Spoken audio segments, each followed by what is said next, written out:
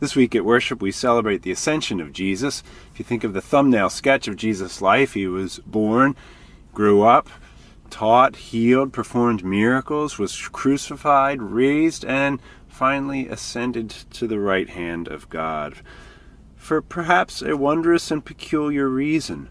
Because I've often wondered, wouldn't it have been easier if Jesus just appeared universally to everyone as the risen power of God? But rather, God has him ascend, and the disciples await being clothed with power from on high.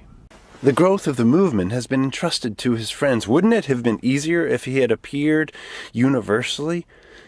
As a parent, perhaps I understand the ascension this way, that sometimes as parents we need to decrease so our children can increase. In other words, at times we choose to cease to be everything for them so that they can grow and become something on their own.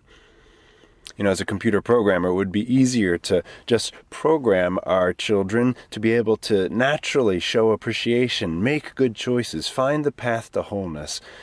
But we are parents, not puppeteers. And so too, God knows that love and faith cannot be coerced, but rather won over in relationship.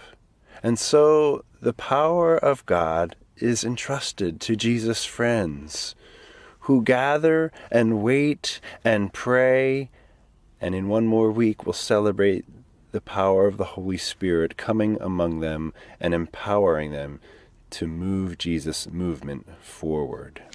As we gather this Mother's Day weekend, we remember that Jesus said, "How often would I gather thy children together, as a hen doth gather her brood under her wings." As we entrust our living and loving and learning into God's hands, we acknowledge that God gathers us together into one flock to be fed and nourished, protected and strengthened, that we might become a blessing for the world. And now may God bless you and boost you until we meet in worship.